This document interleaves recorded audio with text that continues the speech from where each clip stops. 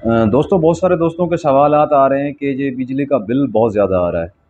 तो बिजली का बिल तो वाक़ई बहुत ज़्यादा आ रहा है, आटा चक्की हो या ट्यूबवेल हो या कोई भी हो या घरेलू का भी बहुत ज़्यादा आ रहा है।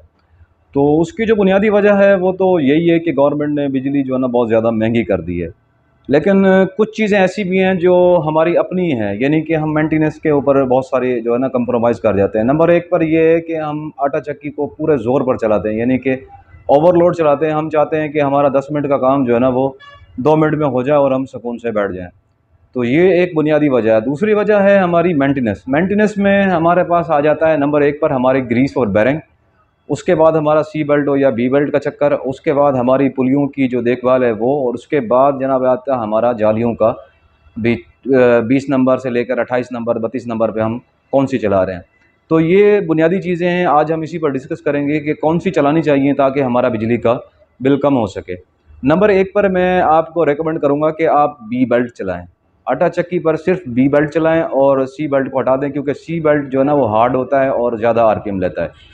ठीक है, उसके बाद आता है हमारा बेल्ट जो है ना वो टाइट कितना है या लूज़ कितना है। अगर हमारा बेल्ट टाइट होगा नॉर्मल, यानी अच्छी तरह से टाइट होगा, इतना टाइट होगा जितना हमें रिक्वायर है, तो उस सूरत में आपके आरपीएम लूज़ नहीं होंगे, एवरेज अच्छी आएगी। इस सूरत में आपका बिजली का बिल जो है ना वो नॉर्मल रहेगा।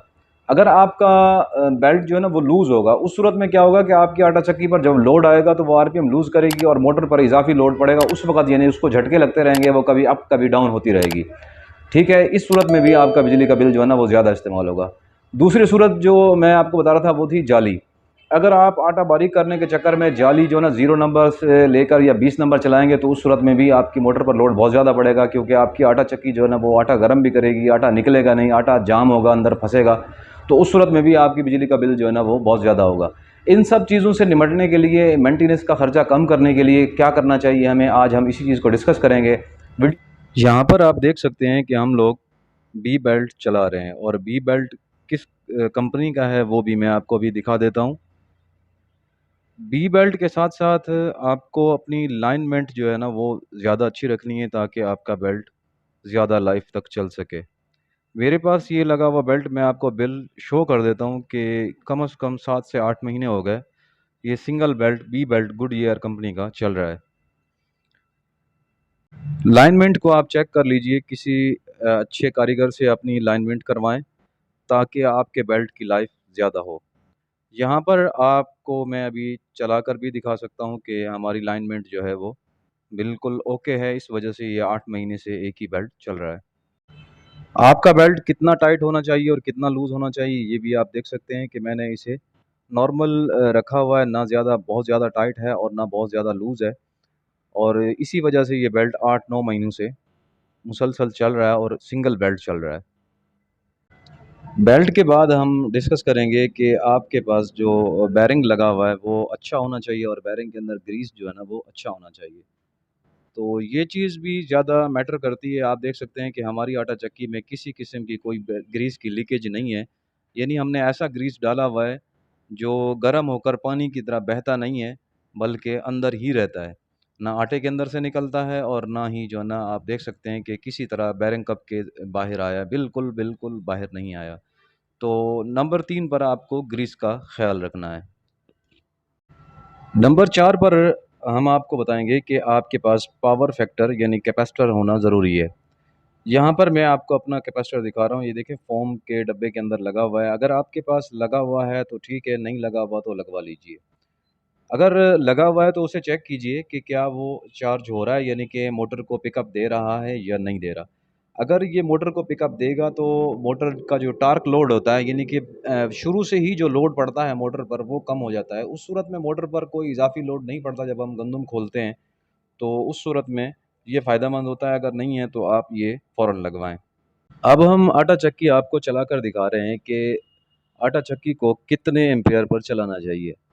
देखिए, हमारे पास 35 एम्पीयर तक गुंजाइश होती है। जब हम पावर फैक्टर लगाते हैं तो 10 एम्पीयर माइनस हो जाते हैं। उस सूरत में हमारे पास जो है ना चलाने के लिए फिर 25 एम्पीयर तक की गुंजाइश होती है। यानी 25 तक चलाएँगे तो 10 माइनस होते हैं और वो 35 हो जाएँगे। तो उस सूरत में आपको जाली जो लगानी है वो आप 24 से 26 नंबर लगाएँ। जो लोग कहते हैं कि 24-26 नंबर मोटा आटा निकालती है, तो उनकी मशीन के अंदर या उनके कटर के अंदर, ब्लेड के अंदर मसला है। वो अपने ब्लेड और कटर ठीक करवाएं, इंशाल्लाह वो 24 या 26 या 28 नंबर तक भी चले जाएंगे, तो आटा बारीक ही निकलेगा। तो इस चीज़ की जो मेंटेनेंस है वो आपको लाजमी करानी चाहिए। अपने ब्लेड या आटा चक्की कटर जो भी हैं उनको ठीक रखें, ताकि आपका बिजली का बिल कम से कम हो सके। इस वक्त हम 26 नंबर चला रहे हैं और बेहतरीन बारीक आटा है हमारा, अच्छा रिजल्ट है। 5वें नंबर पर हम डिस्कस करेंगे कि आपकी आटा चक्की जो है ना, ज़मीन से कम डेढ़ से 2 फुट ऊपर होनी चाहिए, ताकि आटा जो है ना ज़मीन की तरफ, ढलान की तरफ खुद ब खुद निकलता जाए। आटा चक्की के अंदर फंस के ना रहे, ना ही उसके ऊपर लोड हो और हवा ज़्यादा हो। ब्लेडों के ऊपर पर लगे हुए होने चाहिए। हवा अच्छी होगी तो आटा खुद ब खुद बाहर निकलेगा और नीचे की तरफ चला जाएगा। इसके बाद दोस्तों हम डिस्कस करेंगे कि आपके पास मोटर किस तरह की लगी हुई है। आपके पास आटा चक्की की कंपैटिबल मोटर होना चाहिए, यानी अगर आप 3750 चलाते हैं तो कम से कम 15 या 20 हॉर्स पावर की, अगर 50 नंबर आटा चक्की है तो 25 हॉर्स पावर की।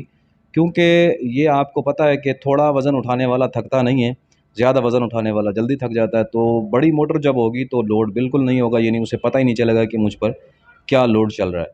तो हमारे पास 25 हॉर्स पावर है। अगर आपके पास 25 से कम 50 नंबर वाली चक्की है, अगर आप 20 हॉर्स पावर की मोटर चलाते हैं तो आप अपना बिल खुद ज़्यादा कर रहे हैं।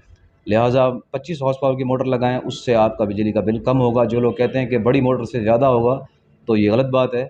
बल्कि यूँ समझिए कि जितनी बड़ी मोटर होगी उतना आपका ख़र्चा कम होगा। मैं आपको अपनी आटा चक्की का बिल शो कर देता हूँ कि मेरी जो आटा चक्की है वो 15 किलोवाट से ऊपर नहीं जाती।